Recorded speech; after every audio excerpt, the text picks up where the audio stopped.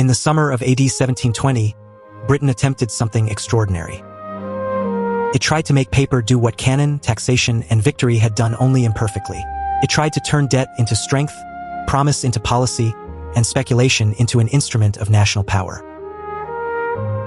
Then, in that same year, the South Sea bubble peaked and broke, and one of Europe's most disciplined rising states discovered that calculation can become enchantment with terrifying speed when enchantment is clothed in official authority. The phrase itself has survived as a joke of history, almost a shrug, a bubble, a brief delirium, a spectacle of greed. That description is not entirely false, but it is radically incomplete. It reduces a national crisis to a moral cartoon. It invites the comfortable belief that the whole affair was little more than foolish investors chasing fantasy until reality restored order. But the South Sea episode was not a local embarrassment on the fringe of serious politics. It was an event that involved government credit, parliament, court intrigue, imperial ambition, corporate design, and the unstable chemistry of collective belief. It was not merely a market story. It was a political story that happened to pass through the market. I am Professor Adrian Lockwell, a historian of power, strategy, and the hidden machinery beneath public events. And beneath this event, beneath the famous ruin, beneath the satires, beneath the condemnations and legends, lies one of the defining questions of the early modern world. Why did a hard-headed kingdom, governed by men trained by war, taxation, debt, diplomacy, and faction, decide that a paper vision of empire could help secure the stability of the realm? That question matters because it strips away the easiest lie societies tell themselves after every financial disaster. The lie is that panic arrives from nowhere, that ordinary prudence is suddenly eclipsed by inexplicable madness, and that ruin is caused by a mysterious outbreak of irrationality detached from institutions and power. History almost never works that way. Collective folly is usually constructed from materials that once looked prudent, useful, or even necessary. Behind every great speculative convulsion sits a deeper architecture of incentives, pressures, ambitions, rivalries, and partial truths. The South Sea bubble emerged from a strategic attempt to manage sovereign debt, not from irrationality alone. Britain sought not merely profit, but a financial weapon against the burden of war. That single fact changes everything. It changes the scale of the story, the dignity of the participants, and the meaning of the collapse. When a private merchant overreaches, a fortune may disappear. When a state reorganizes hope itself, the consequences are larger than profit and loss. The issue was not simply whether shareholders might grow rich. The issue was whether Britain could sustain the promises that made its rise possible. In the early 18th century, public credit was not a decorative feature of economic life. It was the machinery of endurance. Armies marched because lenders believed.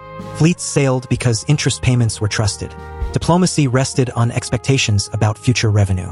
A state that could borrow reliably could fight longer, bargain harder, and survive shocks that would have broken an older monarchy. Credit had become strategy by other means. That is why the South Sea bubble cannot be explained as a carnival of fools wandering through Exchange Alley. Exchange Alley mattered. The coffee houses mattered. Rumor mattered. The spectacle of rising prices mattered. Yet the true engine of the drama sat above the alley, higher than gossip and wider than trade. Parliament conferred legitimacy. Ministers maneuvered around the national balance sheet. Court factions treated finance as an extension of political combat. Great corporate interests fought over access to the government's debt. The public did not step into an empty gambling hall. It entered a theater already furnished by sovereign authority. And that is the first severe lesson this episode still offers. Financial panics are political events before they are market events. Prices may appear on paper, but confidence is never merely numerical. Confidence is social. It is institutional. It is moral in the broadest sense of that word, because it rests on assumptions about whether the people in command understand the machine they are operating, whether the promises being circulated have backing, whether public order and private expectation still belong to the same reality. Once the state lends its prestige to a scheme, that scheme no longer feels like private speculation. It begins to look like national policy. This is what makes the South Sea episode so disturbing. If it had been a fraud launched by obvious charlatans against a skeptical political world, its meaning would be narrower. A scandal, a swindle, a lesson in vigilance. But the danger came from something more formidable than a simple lie. It came from a fusion of real structures and inflated expectation. There was a chartered company. There were legal privileges. There were ministers and legislators. There were debt holders looking for a new arrangement. There was an imperial horizon onto which wealth could be projected. There was a public increasingly accustomed to thinking of financial innovation as a source of national strength. None of this was imaginary. That is exactly why the mania became powerful. Civilizations are rarely seduced by pure nonsense. They are seduced by stories that contain enough truth to borrow the authority of reality. In AD 1720, Britain stood at a dangerous threshold. Later memory would portray it as an inevitable imperial giant, a kingdom somehow destined for stability, maritime power, and commercial greatness. That is not the Britain that confronted the South Sea Scheme. The Britain of the early 18th century was energetic, creative, aggressive, and increasingly sophisticated, but it was not serene. It was a state still being assembled through contest. It was still learning how to turn fiscal ingenuity into durable strategic reach. Its institutions had become formidable, but they had not become calm. Its political class had discovered new methods of mobilizing wealth, yet those methods brought new dependencies. Its rulers had learned to borrow against the future, and in learning that art they had also made the future itself a site of permanent vulnerability. Rising powers are often most exposed when they appear most inventive. A stagnant state clings to exhausted tools. A rising state experiments. Britain had learned that paper promises, if trusted, could be transformed into ships, subsidies, arsenals, and leverage abroad. That discovery was one of the decisive revolutions of modern history. It meant that power no longer depended only on the immediate contents of the treasury. It could be summoned forward through reputation, law, and expected revenue. Yet every expansion of state capacity creates a matching frontier of weakness. Once confidence becomes convertible into force, confidence itself becomes a battlefield. Confidence is among the strangest substances in political life. It has no physical body, yet kingdoms rise on it and convulse without it. Cannot be harvested like grain, but it can feed armies. It is made from memory, habit, discipline, and coercive capacity, but also from mood, imitation, and fear. It binds together the cold arithmetic of debt service with the oldest human impulses of envy, ambition, relief, vanity, and dread of exclusion. Statesmen often imagine they command confidence as they command regiments. They do not. They cultivate it. They borrow from it. They spend it. Sometimes they overstrain it. And when they forget that belief is not the same thing as obedience, they begin to treat confidence as an inexhaustible resource. The South Sea story belongs to that category of overreach. Later generations would remember the theatrical surfaces, fortunes swelling almost overnight, aristocrats humiliated, pamphleteers raging, directors investigated, ministers disgraced, satirists drawing a whole social order drunk on illusion. These scenes deserve their place, but they came after the deeper wager had already been made. Long before collapse became spectacle, influential men had begun to ask whether the burden of national debt might be reorganized through a mechanism that transformed fixed obligations into appreciating expectation. That is not the thinking of simple fools. It is the thinking of system builders operating at the frontier of a new financial civilization. The moral ambiguity is essential. There was corruption. There was vanity. There was insider privilege. There were men eager to profit from access, from secrecy, from proximity to power. The record supplies more than enough evidence of abuse. Yet greed alone explains very little. It is too easy to imagine greed as a stain applied from outside to an otherwise healthy order. In reality, opportunity had already been woven into statecraft. Britain's political nation had become a place where public finance, chartered monopoly, party maneuver, patronage, and imperial imagination met one another constantly. To gain influence was to gain access. To gain access was to gain position within the machinery of public credit. In such a world, speculation was not alien to politics. It was one of politics' native dialects. Parliament's role reveals the point with special clarity. Parliament did not merely watch a private frenzy from a safe distance. It helped authorize arrangements that touched the national balance sheet. Its debates signaled credibility. Its acts implied structure. Its sanction transformed hazard into legitimacy. A market can create excitement, but a legislature can turn excitement into apparent duty, or at least into respectable expectation. Once that happened, skepticism became socially costly. If the kingdom's highest institutions seemed prepared to move, many would conclude that refusing to move looked less like prudence than blindness. Court politics intensified that logic. Courts are not neutral spaces. They are engines of proximity. They gather ambition around the sovereign, around ministries, around channels of favor and access. In such environments, information is never evenly distributed, and belief is never formed in isolation from rank. A murmur from a minister may outweigh a careful account. A sign of acceptance from high office may stabilize confidence more effectively than any commercial evidence. The South Sea affair moved in precisely this charged atmosphere, where public purpose and private advantage mingled so thoroughly that the line between them often became a strategic resource in itself. The public, meanwhile, responded with the logic that publics often display when institutions radiate confidence. It inferred that confidence must have foundations. That was not simply gullibility. It was a form of social reasoning under conditions of unequal knowledge. Most participants could not see the hidden bargains of elite politics, but they could see endorsement, momentum, and the visible participation of those presumed to know more than they did. In every age, asymmetry breeds imitation. Men and women do not only purchase assets, they purchase reassurance. They purchase the comfort of alignment with power, with momentum, with the belief that those nearest the center cannot all be mistaken at once. History repeatedly shows otherwise. Pressure explains why so many intelligent actors accepted so much danger. Without pressure, the South Sea episode looks absurdly reckless, like a polity surrendering to vanity for no compelling reason. Governments do not gamble at this scale unless they feel constraint narrowing around them. They gamble because existing burdens are heavy, because rivals remain dangerous, because taxation is politically finite, because debt must be serviced, because administrative complexity multiplies, because victory in war often produces obligations that peace does not dissolve. Public finance contains an ancient paradox. Success enlarges responsibility.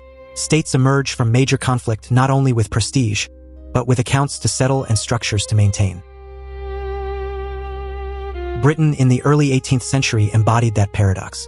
This growing strength had been purchased dearly. Its enhanced credibility offered immense strategic advantages, but those advantages rested on sustained trust in a system of borrowing and taxation that had grown more elaborate than anything the kingdom had previously known. Debt was not merely evidence of weakness, it was evidence of capacity. Only a government regarded as dependable could carry such obligations over time. Yet capacity can harden into dependency. A state built on public credit must constantly preserve faith in that credit. The temptation to seek an elegant masterstroke, a device that promises simplification, relief, and renewed momentum, becomes immense. The South Sea scheme entered that temptation like a polished blade. Its appeal was not merely greed, it was elegance. Statesmen and financiers are always vulnerable to elegant solutions when reality is cumbersome. Debt is cumbersome. It is scattered among holders, wrapped in different terms, tied to competing interests, and serviced through the slow grind of taxation. A conversion mechanism that seemed to gather that disorder into a single rising instrument carried obvious attraction. It offered not only financial adjustment, but psychological transfiguration. Burden could be recast as opportunity. Fixed claims could become shares in expansion. A ledger problem could be rewritten as an imperial promise. There is genuine brilliance in that kind of reframing. There is also mortal danger. The more value depends upon a political financial narrative rather than on cash flows already secure, the more the system becomes vulnerable to changes in mood, credibility, and elite cohesion. Taxes can be enforced. Interest schedules can be maintained. But a dream of vast commercial vindication overseas rests on momentum, persuasion, and continuing consent. It is one thing for a kingdom to ask creditors to trust the continuity of revenue. It is another for it to ask society to believe that a commercial vision will rise high enough to absorb the accumulated burden of sovereign obligation. Here the South Sea crisis begins to feel less like an antique curiosity and more like an inaugural chapter of modernity. Modernity did not destroy myth, it mechanized myth. Older ages told stories of hidden treasure, providential fortune, and miraculous enrichment. The newer age translated those impulses into prospectuses, subscriptions, annuities, stock conversions, and state-backed expectations. Rational forms did not eliminate human longing. They gave longing sharper instruments and legal dress. That is why episodes like this cannot be dismissed as survivals from a half-superstitious world. They are products of advanced institutional life. They arise where law, bureaucracy, commerce, and ambition become sophisticated enough to coordinate belief across an entire political society. In that sense, the South Sea bubble was not a medieval ghost haunting an enlightened age. It was a distinctly modern event generated by modern structures. A constitutional kingdom with a legislature, powerful corporations, an expanding fiscal apparatus, imperial ambitions, and a politically consequential investing culture nearly destabilized itself through promises designed to preserve its strength. The event did not occur outside the system. It emerged from the system's own ingenuity. Even the language of empire must be handled carefully. Empire does not consist only of maps, forts, convoys, and guns. Empire is also an enlargement of the imaginable. It stretches the horizon against which promises can be made.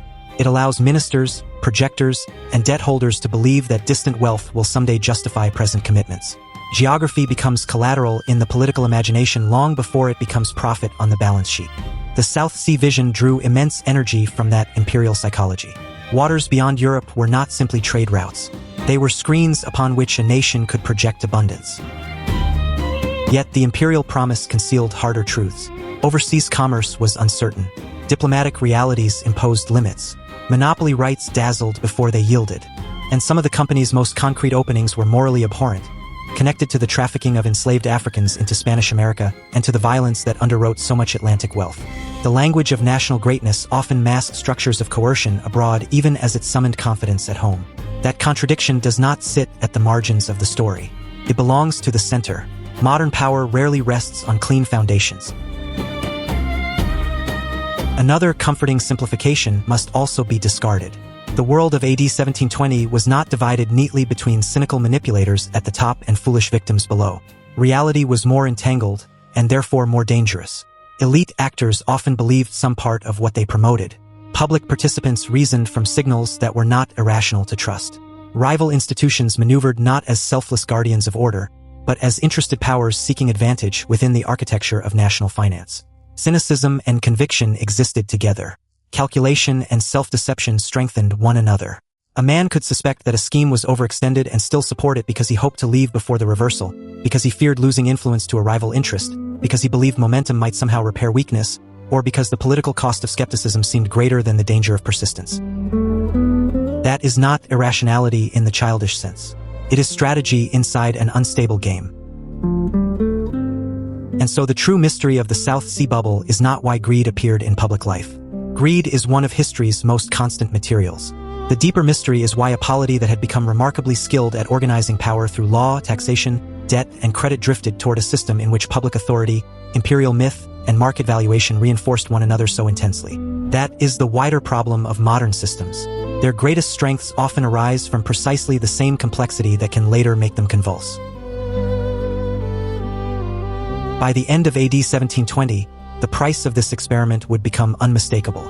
But to begin with collapse is to misunderstand seduction. Every crash makes the preceding ascent look ridiculous in retrospect. In the cold light of ruin, plausibility vanishes, and the survivors ask how anyone could ever have believed. Yet plausibility is the very substance of such events. The South Sea bubble did not rise because Britain abandoned reality altogether. It rose because enough reality was present to make the fiction usable. A disciplined state, a war-forged credit system, a legislature powerful enough to legitimize financial innovation, competing corporate and political interests struggling for position, a monarchy embedded in faction, an expanding imperial imagination, a public increasingly willing to treat paper claims as roads to advancement. Those were the ingredients. The catastrophe of AD 1720 was the moment when they fused under pressure great enough to expose the hidden fragility of a rising power. That pressure had a long history.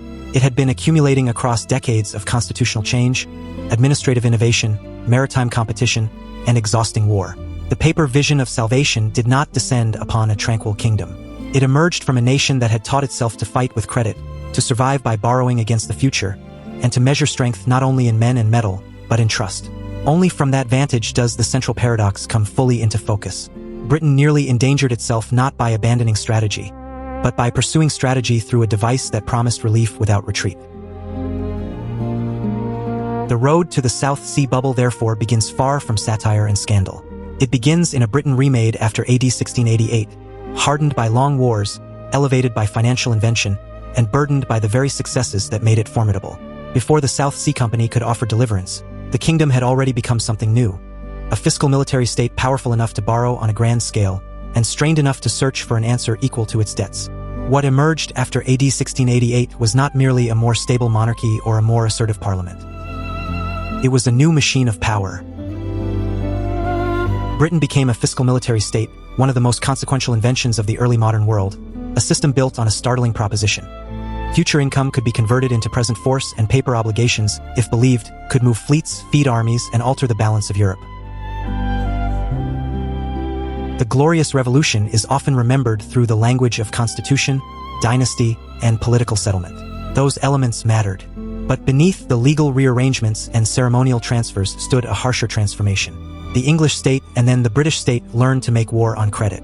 That was the true revolution hiding beneath the more familiar one. Great powers had always depended on extraction. They taxed, seized, borrowed, compelled, and improvised. But this new order did something more durable. It turned borrowing from an emergency expedient into a regular instrument of statecraft. That change was not glamorous, but it was monumental. It meant a government no longer had to wait for treasure already gathered. It could act in the present by mortgaging the future and persuading society that the promise would be kept. Before this shift, rulers across Europe often treated credit like a ladder pulled down only in crisis. Financiers were summoned in desperate hours, forced loans were squeezed from subjects, repayment was partial when convenient, and political power often stood above contract. Creditors knew what royal necessity could mean. They knew that a crown could speak the language of honor one season and the language of cancellation the next. England had lived in that world as well. The stop of the Exchequer in AD 1672 remained a warning written into financial memory. It revealed what happened when sovereign power treated obligation as subordinate to will. After AD 1688, the essential achievement was not that trust became pure. Trust never becomes pure in politics. The achievement was that trust became institutional. That distinction changed everything. Lenders were no longer being asked to believe in the virtue of a ruler. They were being asked to believe in a structure. Parliament, for all its factional combat, patronage networks, and ceaseless bargaining, gave borrowing a new kind of legitimacy. Revenues could be tied to debt service with greater predictability. Taxes could be voted with a regularity earlier monarchies struggled to sustain. Public obligations could be funded, meaning that specific streams of income were dedicated to the payment of interest over time. This did not abolish risk. It reorganized risk. Royal promise became statutory promise. Personal credit became political credit. The state ceased to rest entirely on the lifespan, mood, or solvency of a single court and began to anchor itself in repeatable mechanisms. From that transformation came what historians call the financial revolution. The phrase can sound technical, almost bloodless, as though it belongs only to ledgers and clerks. In truth, it belongs to the history of war and empire. The Bank of England, founded in AD 1694, stood near the center of this new arrangement. It was not a central bank in the modern sense, and it remained very much a corporation with its own interests, loyalties, and appetite for advantage. But it gave the government something earlier states had often lacked: a durable institutional partner capable of organizing borrowing at scale, mediating credit, and lending continuity to the state's fiscal life. Around it grew a widening architecture of instruments and habits: funded debt, long-term annuities, lottery loans, exchequer bills, redeemable obligations, and a tax system increasingly expected to support them. What looked to an untrained eye like a tangle of paper was, to the strategic eye, an arsenal. That arsenal had one critical ingredient above all others: confidence. Not confidence as sentiment alone, but confidence reinforced by law, administration, and coercive capacity. Taxes had to be collected, customs had to arrive, excises had to be enforced, land taxes had to be borne, however resentfully, by those with political voice. In this respect, public credit was never a magical alternative to sacrifice. It was a method of rearranging sacrifice across time. A ship of the line could be built immediately because taxpayers and bondholders accepted that the cost would be carried into the future. Troops could be maintained in Flanders because the social machinery behind the state would continue to function after the battle season ended. Subsidies could be sent abroad because the promise of later payment was believed in the present. Britain was learning to mint not only coin but credibility. That credibility became decisive in the long struggle against Louis XIV. Here the grand strategic logic comes into focus. France was larger in population, formidable in military organization, and commanded by the most imposing monarch in Europe. A smaller maritime power could not hope to match such a rival simply by imitation. Britain did not need a single dazzling stroke nearly as much as it needed endurance. It had to remain at sea longer, sustain coalitions longer, finance campaigns longer, and outlast the weight of a stronger continental adversary. Debt, therefore, was not a side effect of war. It was the mechanism by which Britain remained in the war at all. During the 9 Years' War, beginning in AD 1688, the expansion of borrowing was dramatic. By AD 1697, the national debt had risen from roughly £1 million before the Revolution settlement to well above 10 million, and by some reckonings significantly beyond that depending on the obligations counted. That leap was not a mere accounting curiosity. It marked the arrival of a state capable of waging conflict at a scale that older English governments would have struggled to sustain. Then came the War of the Spanish Succession after AD 1702, another vast contest whose stakes were dynastic, geopolitical, and civilizational. The question was not simply who would inherit a throne. It was whether Bourbon power would dominate the European system and place Britain in the shadow of continental encirclement. The war demanded money on a colossal scale, and so the debt machine accelerated again. By the peace associated with the Treaty of Utrecht in AD 1713, Britain's national debt had swollen to above £50 million, an astonishing burden by the standards of the age. Servicing that debt consumed a vast share of annual revenue. To some observers, this looked like national self-destruction disguised as sophistication. To others, it looked like proof of unprecedented strength. Both judgments carried truth. A state able to sustain such a burden had demonstrated something extraordinary about its institutional credibility and its capacity to mobilize resources without immediate collapse. But a state carrying such a burden had also chained its future to the continued health of that credibility. Britain's power had become inseparable from the belief that Britain would keep paying. That is why the common language of simple weakness fails here. Debt was not merely a symptom of decline, not merely the residue of corruption, extravagance, or elite appetite. It was the engine of military endurance and naval projection. It paid for dockyards, stores, masts, victuals, escorts, transports, gunpowder, fortifications, subsidies, and the sprawling wooden infrastructure of maritime power. It helped sustain campaigns on the continent and blockades at sea. It financed Britain's relevance. The island kingdom did not transcend its material constraints through courage alone. It leveraged them through credit. Public debt was not a national embarrassment attached to victory. It was one of the preconditions of victory. In that sense, debt became a strategic weapon. France could draw on immense resources through royal authority, but its own fiscal system was distorted by privilege, unevenness, and recurring credibility problems. Britain's comparative advantage increasingly lay in something less theatrical but more potent: market belief that its political order, however noisy, would honor long-term obligations. Creditors often preferred a quarrelsome parliament that paid to a magnificent court that might not. That preference was not a moral tribute. It was a calculation about predictability. Britain's political system, precisely because it dispersed interests and embedded borrowing in statute, made self-interest appear more dependable. The state's promise began to acquire a kind of impersonal force. And impersonal force is one of the foundations of modern power. Yet every advantage of this new order concealed a vulnerability inside it. A government that borrows at scale lives under permanent supervision from the future.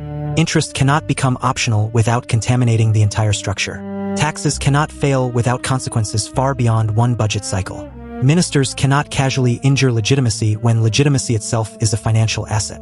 What appeared to be freedom in wartime was purchased by a continuous obligation in peacetime. Britain's rise did not rest on heaps of treasure waiting in vaults. It rested on routines of payment, habits of taxation, administrative discipline, and the psychology of lenders made durable by law and national interest. This was a harder power than gold, but it was also a more fragile one, because it existed only so long as belief held. There is a wider lesson in that transformation. Earlier empires had sought tribute. Modernizing states sought tribute and credit together. They still needed ports, muskets, men, timber, and coercion, but they also needed narratives of stability, persuasive enough to finance violence before victory arrived. In an older world, walls and fortresses served as the visible signature of power. In the new world of public credit, the regular payment of interest served a similar function. A funded debt was not a retreat from war. It was war stretched across time. The fiscal military state was not less martial because it operated through ledgers. It was more martial because ledgers allowed force to be organized on a far larger horizon. The problem, however, was that success created complications of its own. A machine built to finance war cannot be easily made simple in peace. The War of the Spanish Succession ended, but the obligations remained. They remained not as a neat block of debt under perfect administrative command, but as an untidy accumulation shaped by years of improvisation. There were annuities which promised streams of income over time. There was lottery debt, where the attraction of possible prizes had been fused to the needs of public borrowing. There were redeemable obligations with varying terms and political constituencies. There were creditors large and small, cautious and speculative, connected and obscure. Britain had built a formidable structure of public credit, but it had not built a frictionless one. That fragmentation mattered because it meant the state's strength was real, while its financial management remained cumbersome. The Treasury did not preside over an elegant modern system. It navigated a dense ecosystem of chartered companies, office holders, tax flows, contractors, brokers, and rival claims. The debt could be serviced, but it could also be reconfigured, refinanced, or exploited. Interest might perhaps be reduced. Obligations might perhaps be consolidated. Existing holders might perhaps be encouraged to exchange one form of claim for another. The moment such possibilities appeared, politics entered with full force, because whoever gained influence over the management of public debt gained influence over the bloodstream of the state. In a fiscal military order, finance was not a technical afterthought. It was a contested arena of sovereignty. At the same time, Britain's imperial ambitions were outgrowing the administrative habits available to manage them. Naval supremacy required constant expenditure. Overseas commerce was becoming central to national identity, not merely national profit. The union with Scotland in AD 1707 widened the scale and strategic imagination of the British state, but it also widened expectation. Britain had not fought years of expensive war merely to survive. It expected dividends from victory in the form of trade, maritime leverage, colonial opportunity, and a secure place among Europe's first powers.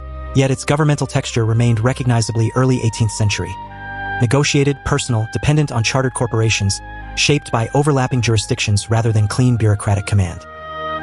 The nation possessed grand strategy on an imperial scale, but it still managed much of that strategy through institutions that were part public instrument, part private interest. This tension between expanding ambition and imperfect administrative capacity is one of the most dangerous moments in the life of a rising power. It is the moment when innovation becomes irresistible. A state too large for older methods and not yet disciplined by fully mature ones becomes especially vulnerable to schemes that promise several miracles at once. Such schemes do not always appear mad at first. They often look efficient, modern, and patriotic. They promise to simplify obligations, lower burdens, reward confidence, and unlock latent wealth. They are attractive precisely because they answer genuine structural strain.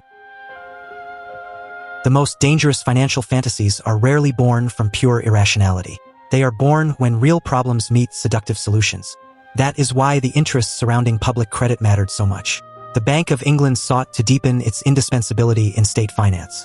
The East India Company, already a major force in commerce and power, occupied its own strategic position in the ecology of chartered privilege.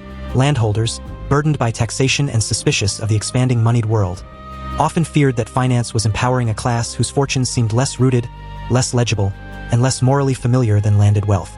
Office holders recognized that contracts, appointments, and influence moved through fiscal machinery. Brokers and speculative operators recognized something even more potent. Government obligations themselves could be converted into opportunity. This was not merely greed arrayed against virtue. It was a struggle over who would mediate the relationship between state power and private wealth in a new age. In older systems, one might ask who controlled the army, the court, or the tax collectors. In this Britain, an equally important question became who controlled access to public credit. Whoever could offer the government a convincing method for reorganizing debt could acquire more than profit. Such a figure or institution could acquire political gravity. That is why financial design began to resemble statecraft itself. The management of obligations was no longer just a matter for bookkeepers. It was a matter of national strategy, elite competition, and social hierarchy. Whoever touched the debt touched the state. The cultural divide of the age sharpened this tension.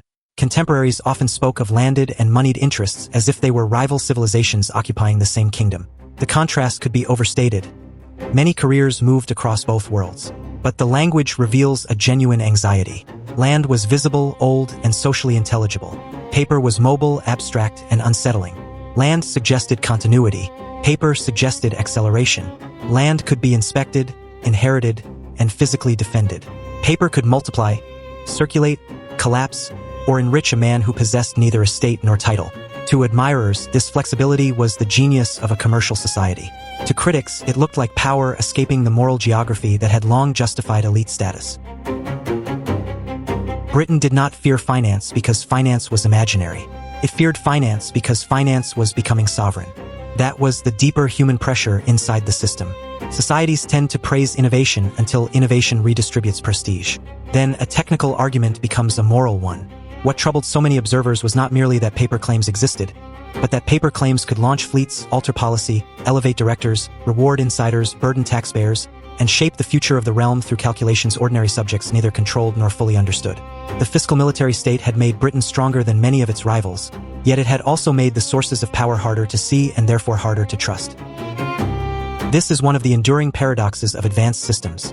The more effective their hidden mechanisms become, the more vulnerable they are to suspicion, rivalry, and myth. By the end of the Great Wars, Britain therefore stood in a position both enviable and precarious. It had proved itself a formidable great power. It had built one of Europe's most credible systems of public borrowing. It had shown that debt could sustain endurance, projection, and imperial reach.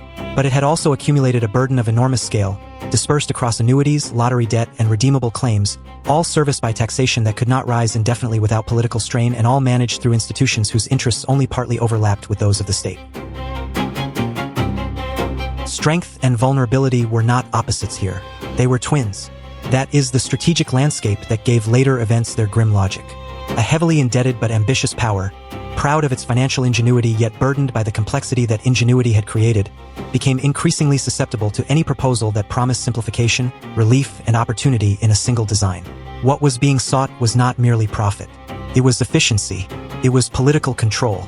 It was a way to master the war-built structure without dismantling the power that structure had made possible. Britain sought not merely profit, but a financial weapon against the burden of war.